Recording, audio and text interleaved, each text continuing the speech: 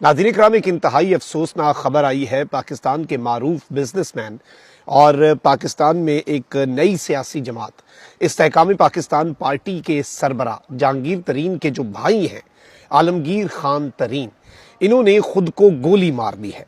इनकी dead body के पास एक तहरीर मिली है।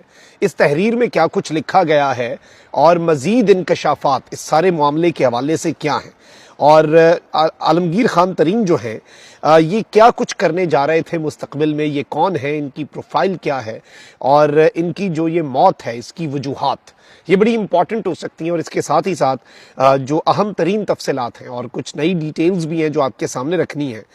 पुलिस ज़राए के मुताबिक आलमगीर तरीन जो हैं इन्होंने पिस्तौल से अपने सर में गोली मारी है। अब ये वो वर्जन है जो पुलिस दे रही है। और आलमगीर तरीन मारूफ बिजनेसमैन है, कामयाब बिजनेसमैन है।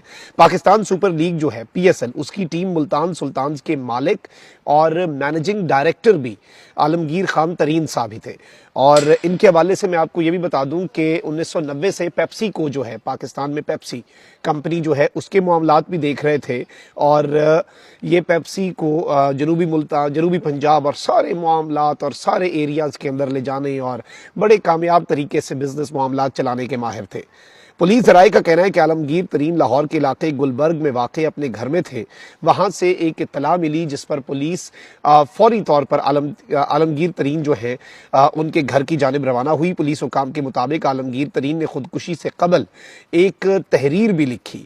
और यहाँ पर मैं आपको ये बता दूँ, इस सारे मामले में जो चीज़ें हैं जो आप कह सकते हैं कि शकूक व शुबहात को भी जन्म दे रही हैं और चीज़ें मामलात जो है, ज़ाहिर बात है पाकिस्तान के अंदर मैं आपको ये बता दूँ कि बहुत सी हाई प्रोफाइल शख्सियात, सिर्फ पाकिस्तान नहीं भारत में भी रिसेंटली एक एक्टर जो है उन्होंने खुदकुशी की। दुनिया के अंदर जब भी हाई प्रोफाइल शख्सियात का इस तरह का मामला सामने आता है, इस तरह की खबर सामने आती है और ख़ुदकुशी के मामलात सामने आते हैं, तो उसी वक्त ऑटोमेटिकली बहुत से सवालात जो हैं वो उठना शुरू हो जाते हैं और तहकीकात आज तक हो नहीं सकती। और पुरस्रार तौर पर इस तरह की चीज़ें जो हैं ये माजी के अंदर होती आई हैं।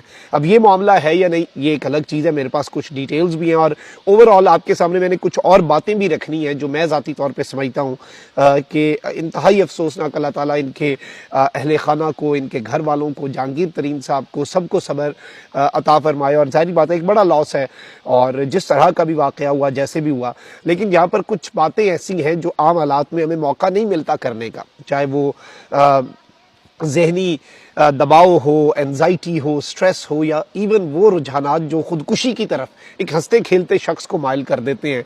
उस हवाले से कुछ मामलात हैं, कुछ ऐसी डिटेल्स हैं जो मैं आपके सामने रखूंगा और आपने इन्हें शेयर भी करना है क्योंकि ये इस तरह के वाक़यात होते हैं जो हमें एक मौका देते हैं कि हम ऐसी चीज़ों की इंपॉर्टेंस को भी हाईलाइट कर सकें। मैं इनके हवाले से भी डिटेल्स आपके सामने रखूंगा। मैं आपको ये बताऊं कि पुलिस हुकाम के मुताबिक आलमगीर तरीन जो है उन्होंने खुदकुशी से कबल एक तहरीर भी छोड़ी जिसमें इन्होंने अपनी एक बीमारी का जिक्र किया। अलबत्ता दूसरी जानिब यानी बीमारी से तंग थे और इन्होंने जो नोट छोड़ा उसमें इन्होंने कहा कि मैं बीमारी से तंग हूँ, ज़िंदगी से तंग हूँ, मैंने खुदकुशी का जो फैसला है वो कर लिया। लेकिन दूसरी जानिब इनके जो करीबी दोस्त हैं उनका कहना है कि उन्हें आलमगीर तरीन की बीमारी का इल्म ही नहीं है। मतलब जो इंतहाई करीबी लोग हैं वो कह रहे हैं कि हमें तो अंदाज़ा भी नहीं था, हमें तो पता भी नहीं था कि ये किसी किस्म की बीमारी के अंदर मुब्तला थे। और इनके हवाले से जो नई डिटेल्स हैं वो मैं आपके सामने रख दूंगा।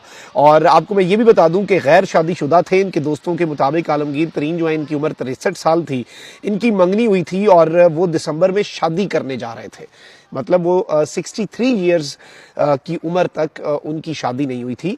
उन्होंने मंगनी अब जाकर की थी और वो दिसंबर के अंदर शादी भी करने वाले थे। मतलब दिसंबर के महीने में उनकी शादी थी। ऑब्वियसली ये एक बड़ा अहम नुक्ता है। और आलमगीर तरीन जो है वो अपने बेडरूम में सोने गए थे, लेकिन जब सुबह 10 बजे के बाद कमरे का दरवाज़ा खटखटाने के बावजूद वो बाहर ना आए तो मुलाजिम ने खिड़की से झांका और उन्हें खून में लथपथ पाया, जिस पर फ़ौरन जहांगीर तरीन साहब जो हैं उन्हें इत्तला दी गई, उन्हें फ़ोन किया गया। अब यहाँ पर एक सवाल ये भी है कि अगर गोली चली तो उसकी आवाज़ नहीं आई और ये सुबह तक क्यों इंतज़ार हुआ।